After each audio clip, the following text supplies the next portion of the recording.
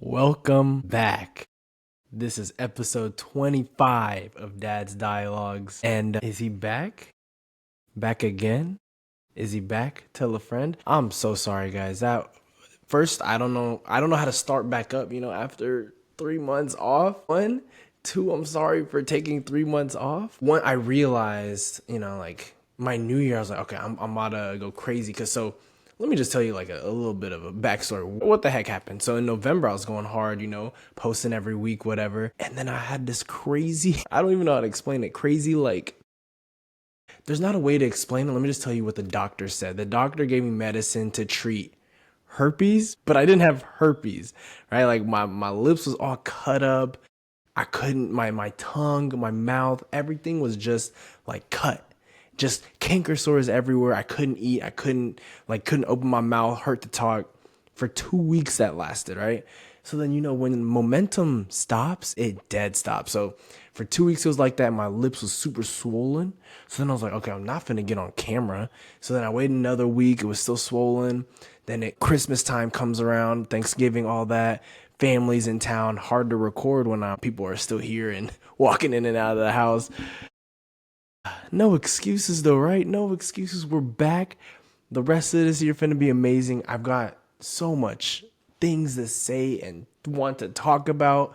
Like I don't even know where to start, but I do though, because obviously that's why I hit record, because now I've kind of planned out at least the next couple of episodes.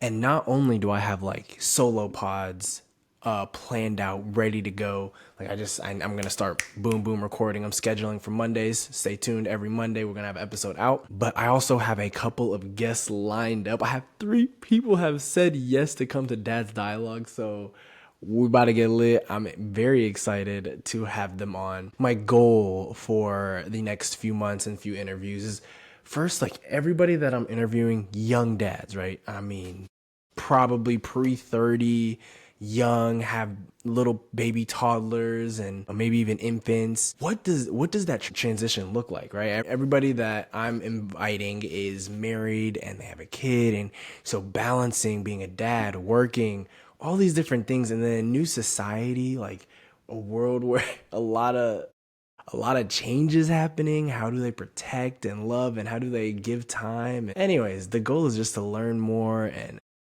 maybe if something helps one dad, it can help another dad. So that's the goal. But where I wanted to start today, where did I want to start today? In Nia's corner, we're gonna start with daycare, and daycare is gonna be the whole episode, right? Like it's Nia's corner plus the whole thing. Nia started daycare. Now, those of you who follow me on Instagram, you already know, because I'm still kind of posting on Instagram. I'm still trying to get really consistent. Sometimes you just like, I'm really bad at being on camera. Like I love genuine moments, and I hate thinking like I'm ruining a genuine moment to record. So like I'm still having a hard time posting on there as well. Anyways, if you follow me on Instagram, you've seen that Nia has started school. And that has been an experience. It's been mostly great, right? But very emotional. So then you think of the emotional, it can be, you can think of when things are emotional, they're not great, but it's been good. I mean, very honestly, really, the school that Nia is going to has treated her very well. I mean, we walk into that school and every single teacher, even the teachers that are not in her class, the lunch lady, the front office people, they love Nia. They're like, oh my gosh, Nia had such a good day. Oh my gosh, Nia's so cute. And when we're walking her out, they're like, bye bye, Nia. Nia's like, bye bye, and whatever. So it's been great. But the transition from seeing Nia every day, all day, or like at least being able to see Nia all day, every day, to like waiting for a response or some kind of notification saying, oh, she ate, or a picture or something, has been just, it's been a tough transition. But I think the hardest part about that transition, right, is even if I'm working all day, I can still hear her and like, kind of hear she's learning and, see what she's up to. And then it goes into like, now I only have from like 5:30 to 7:15, hang out with her, play with her, spend quality time with her. And I'm like, hold on, like I feel very limited in my time, right? And so let me just backtrack just a little bit before I get into all that. But First day, first night, super tough. I mean, she started beginning of the year, so it was like January 4th or January 6th, whatever that Monday was the first week. She started school. And so the first day, let me take you back to our first day, bro. We took her to school, right? We took her to school, and I mean, leading up to the day of school, we felt okay about it, right? Like she at that point was 18 months, a little over 18 months. So she has had a very great foundation being at home, being with nanny and whatnot. And so the foundation is there and we feel at peace. But then, oh my goodness, like I can already feel my feelings from the first day that we dropped her off. But like the first day you're about to drop her off at people you don't know at all and you've not, I mean, you can't really vet them, right? Like the school has vetted them, but we don't get to vet who's taking care of Nia all day long. And so we start driving, and I don't know, we get really silent, and we get to the school, and then we pick her up out the car seat, and we can barely talk at this point. Like Nia is just like confused a little bit. She's like, what is this place? We're leaving early in the morning. What's going on here? Because that's another thing. Like you have to change your whole routine. She was waking up at like 8 a.m. We were going to sleep like 8:30, almost 9ish most nights. And so she was waking up a little bit later, 8:30, and Nanny would come about that time and we'd get to work. And so, yeah, we definitely like everything was different because we woke up at like 6:30 and we were trying to put her down the night before early, but she didn't go to sleep early. You get into school, and at that point, we're signing something, first day or whatever. We go into where her classroom is, and at that point, throat's clogged, my eyes is dry, but like about to be wet, if you know what I mean. And the teacher's like saying some stuff, but I'm not really listening. She's saying like, "Don't worry, like we'll send updates." I really, to be honest, I couldn't tell you what she said. A lot of things was going in one ear, out the other.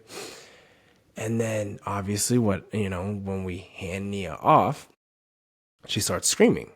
She can get a sense. I mean, she can already feel the feeling we're having. Like we're not very positive about it, right? We're like kind of like, and then my wife is trying to like, talk, and I'm talking too, and we're just trying to like say, okay, that's good. And so Nia's crying, and so we just say, hey, bye, Nia. We'll see you later today. We love you, whatever, and we walk away. We power walked away, actually, because we walked so fast. We got to the car, we held hands, and we were just bawling. Like we were just crying. Like all that like emotion that was stuck right here, like we just couldn't do it in front of all the teachers and whatnot, just came out. And we were like, for a good 2 to 5 minutes, we were just like sitting there, like, man, we were so sad. And obviously she's in good hands, right? Like it's been a month. These people are amazing to her. But like that first day was so tough. But now let me tell you, it does get better, right? It starts out tough, but then you get sad for a different reason. The first week, she starts getting used to it. She starts making a friend, right? There's a couple names that she specifically knows. And then you get to school, and it's not that she's sad, but you're sad because she don't even look back at you no more. She walks right into that classroom and doesn't even look back. I'm like, bye, Nia. And she don't even listen. Sometimes she'll look back and go, bye-bye, dada. I'm like, wait a minute. You just cool with like, I'm gonna be gone all day, like till 5, maybe, we'll see. And she's just like, bye-bye. And she goes and plays, and she's yelling out her friends' names and stuff. I'm like, the heart break. Oh my gosh. So you're sad because, your baby's sad and she wants to be with you guys. And then you're sad because, hold on, she done made some friends and she's already like kind of moving on from what her previous, routine was. And then, you get into like, everybody's happy now. And it's just a crazy transition. So she's a month in, and by the third week, it was smooth drop offs. I mean, she's running around, she's making friends. And yeah, week 2 was like where there was no crying, but like she still was not happy. And then the first few minutes with the teachers, she would be like a little rough, but then everybody was like, she is so sweet, she is so smart, she is so nice, like she's awesome. The only thing they don't like about her, she don't eat. She's a really picky eater. One day, actually, it's a funny little sidebar. ate all her chicken nuggets one day. And the lunch lady was like, no, bump that. She gave us an entire bag of chicken nuggets because she was like, yeah, you take those home because she ate these today and you guys now have food for her to eat. And we were like, oh, thank you so much. Obviously, she literally did not eat one of those chicken nuggets at all when we brought it home. I mean, I ate them. So those dino nuggets, what can I say? But anyway, that's besides the point. But here's the biggest takeaway. The biggest takeaway that I've had so far, and this is me and my wife both, biggest takeaway we've had so far is you feel like you're in some sort of matrix, right? The time you have with your baby is all of a sudden so limited. It went from like, we used to spend our mornings together and, maybe I'll take lunch or whatever and I get to hang out with her a little bit more and whatever. And she's just at home and you can hear her voice, to like, by the time I pick her up at like 5, 5:15, 5:30, her bedtime now is at like 7, 7:15. I mean, that's an hour and a half, 2 hours max that I get to hang out with her, make memories with her, eat lunch, dinner, whatever. And then, you start thinking ahead and you're like, well, soon I want to put her in gymnastics and soccer and, whatever else kind of activities she's going to enjoy. And you're just like, so we're just going to go straight from school to like these activities to sleep. And then, you just start thinking like, this has got to be some kind of matrixy, like, how can I build this relationship when you don't get that much time? Like, you really have to focus on the quality of the time now when she's at daycare, right? And so now we haven't planned for a full month. I mean, now it's going on a month and a week. We have not planned an evening activity, right? Our evening activities are me, my wife, and Nia together doing something, whether it's painting, reading, playing in our playroom. Literally for a month, we have not ventured out of this house. We've just wanted to hang out with her because it feels like we have such limited time. And so like, I don't know. There's not like a big thing I can tell you like this, it's going to get better or something. I don't know. And we know like you have to be really laser focused on the quality time that you have at the time that you have with your baby to make sure it is quality time. But it's just like, I don't know. Obviously, I guess the best thing would be like, we could just quit our jobs and hang out with her every day and not have to worry about anything. But obviously that's not in the cards, right? That's not in the cards. So we make do with what we have. We hang out with her. We make sure every single moment that we have with her is very laser focused on quality time. With all that being said, I might as well give some tips, some tricks, some things that helped us to transition to school, right? First, there's this preschool tip that you guys can try to do is, one, you got to be mentally prepared. We were mentally prepared until the day of drop off, but every day especially once we like did the application and we knew she had a spot and all that, we started saying to Nia all the time, like, hey, Nia, you're going to be going to school soon.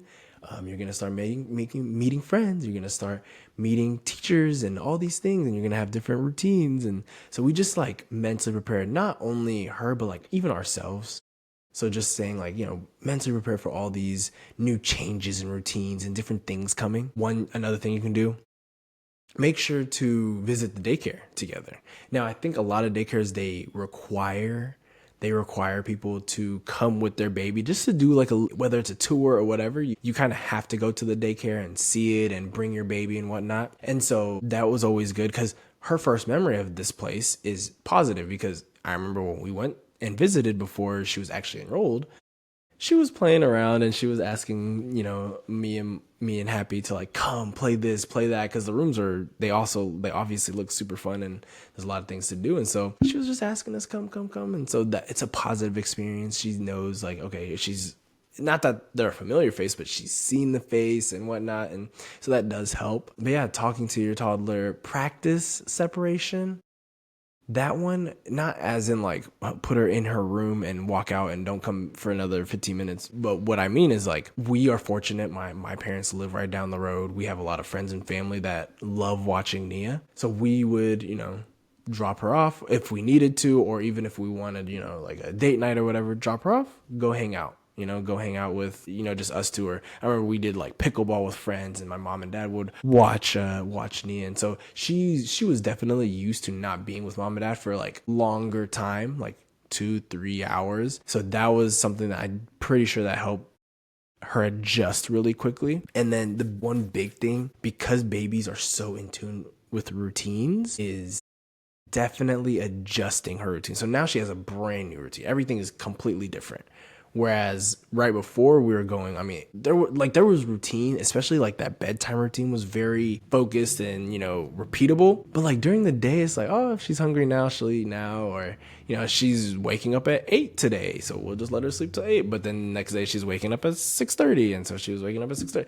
Whatever time she woke up, that's what time she woke up. We didn't really care. But now it's like we have to be up at 6:30, 6:15-ish to get her to school by 7:30, 8. And so adjusting the routine maybe a couple of days before. And I remember even the Monday before, the Sunday before she went to school, we learned that the schedule is like 12 to 2 is nap, and our church goes from like 11 to 1. So I think I left church early with Nia at like 11:55, got home at like 12:10 and tried to put her down at the same time as the daycare did. So just adjusting and making sure you are going onto the routine that the school is about to do, because now that's how we do our day. Like even on the weekends, we try to do the snack times, the dinner times, or whatever times at the same time as the daycare. All right, now the first day. Keep the goodbyes short. Don't hide. Don't drop her off and run. Just say, "Hey, I love you. Have a great day. We'll see you in a few hours," and walk out.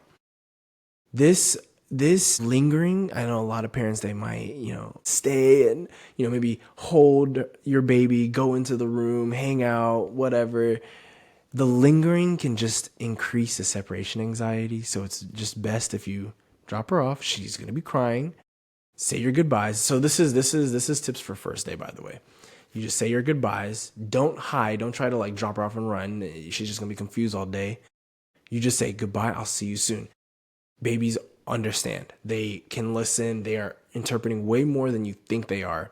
So what we did, dropped her off. We had to talk to the teacher for a little bit, but drop her off, say thank you, tell Nia, hey Nia, we love you. Have a great day. We'll see you soon. And then we just walked out. Bring a comfort toy or an item, whatever they're really whatever that they have some kind of attachment. We brought a toy. I don't think she used it. We actually brought it back in. But I think for the nap, she was just holding it and whatnot. And I don't think she slept, but at least she knows this is familiar to me. Stay positive. This is something that we tried so hard to do, but your toddlers can feel and sense your feelings, right? They can sense it. And so if you're positive, so after that first day, I was much more positive, just oh my gosh, we're going to school. Can't wait to see our friends. Can't wait to see our teacher. Just being super positive about everything. And, now she loves school, right? She has a positive attitude and whatnot. And it started in that second week that she started having these positive feelings to it. So just stay positive. They can sense if you start being sad, guess what? She's definitely going to be sad. So in the first week, you want to be consistent. Keep that routine. Just be very consistent. You drop her off. You say the same things. Just every day you try to do the same thing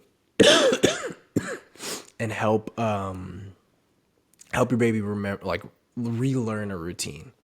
2, expect some tears. You can't do anything about it. There will be some crying.